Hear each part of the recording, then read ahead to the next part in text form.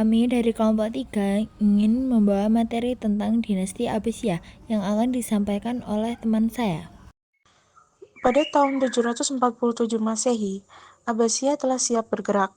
Beberapa perkampungan di Khurasan, Abu Muslim berhasil merekrut pendukung yang dibutuhkannya.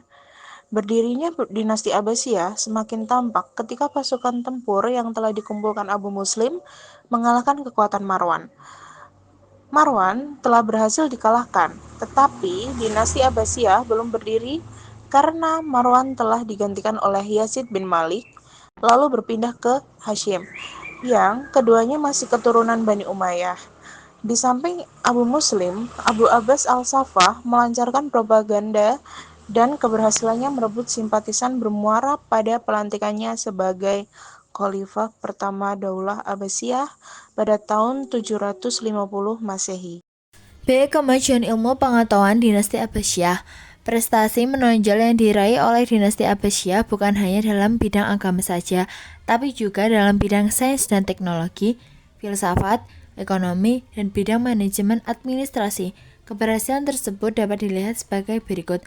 A. Ilmu hadis. Pada masa pemerintahan Khalifah Umar bin Abdul Aziz dari Bani Umayyah sudah mulai usaha untuk mengumpulkan dan membukukan hadis. Namun, perkembangan ilmu hadis lebih menonjol pada masa Bani Abbasiyah karena kemunculan ulama-ulama hadis yang belum ada tandingannya sampai sekarang. B. Bidang sains dan teknologi. Kemajuan yang dicapai pada era Abbasiyah telah memberikan sumbangan besar kepada peradaban manusia modern dan sejarah ilmu pengetahuan masa kini. Dalam bidang matematika, Muhammad Ibnu Musa Al-Khwarizmi sang pencetus ilmu algebra, algoritma, salah satu cabang matematika yang diambil dari namanya. Pada dinasti Abbasiyah, ilmu kedokteran dapat dikatakan cukup berkembang, dengan ditandai berdirinya sekolah kedokteran tingkat tinggi di Horaan, Syria.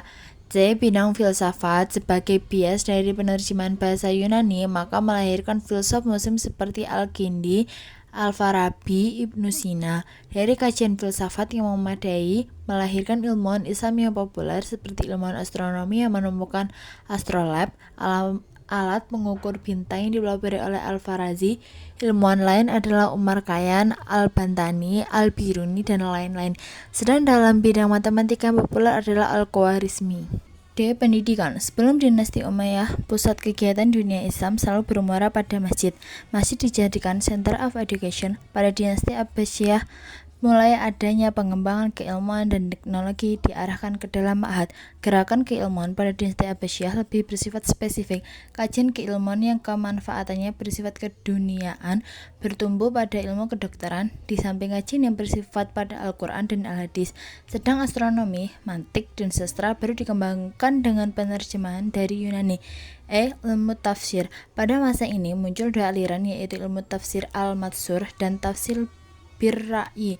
Aliran yang pertama lebih menekan pada ayat-ayat Al-Quran dan hadis dan pendapat tokoh-tokoh sahabat, sedangkan aliran tafsir yang kedua lebih menekan pada logika dan nas. Di antara ulama tafsir yang terkenal pada masa ini adalah Ibnu Jarir Al-Tabari dengan karangannya Jami' Al-Bayan fi Tafsir Al-Quran, Al-Baidawi dengan karangannya Ma'alim Al-Tanzil, dan lain-lainnya.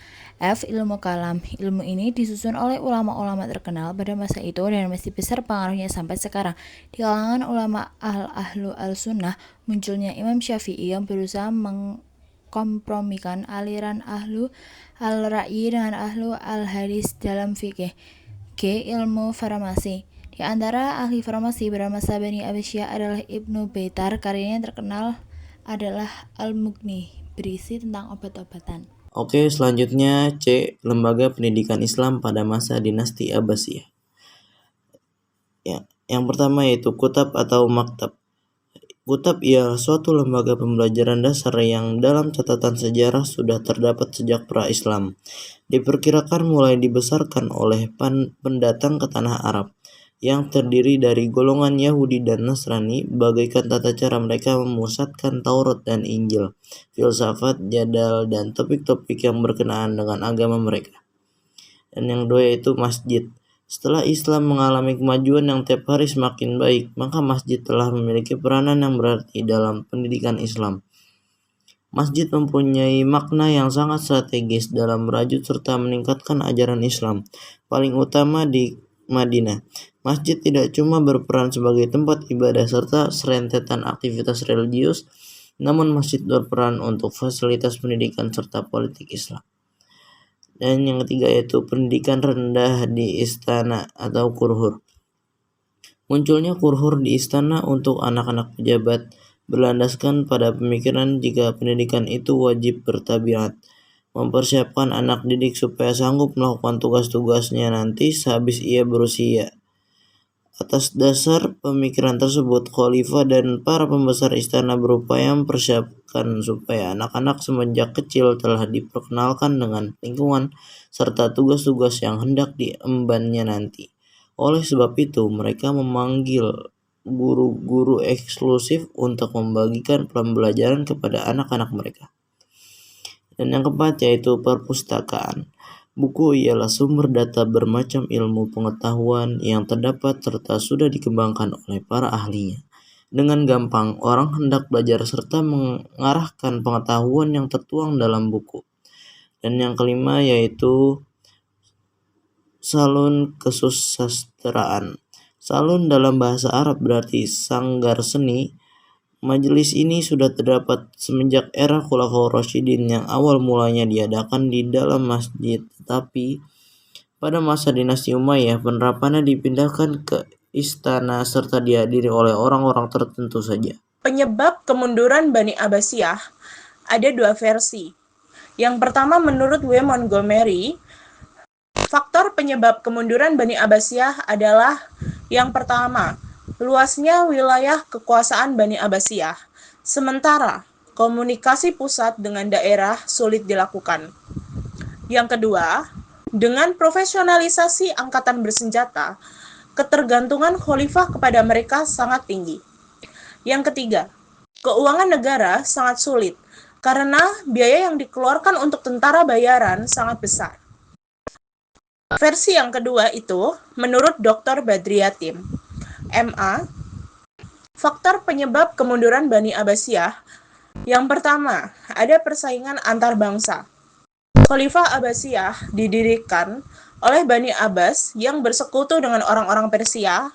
Persekutuan dilatar belakangi oleh persamaan nasib pada saat pemerintahan Bani Umayyah, dan keduanya sama-sama tertindas. Yang kedua, ada kemerosotan ekonomi.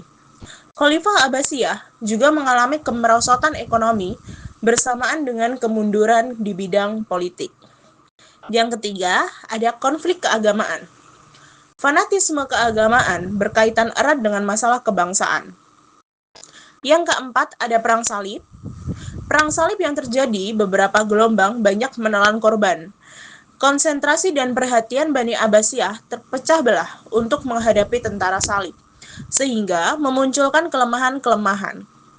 Yang kelima, ada serangan bangsa Mongol. Serangan tentara Mongol ke wilayah Islam menyebabkan kekuatan Islam melemah, apalagi serangan Hulagu Khan dengan pasukan Mongol yang biadab menyebabkan kekuasaan Abbasiyah menjadi lemah.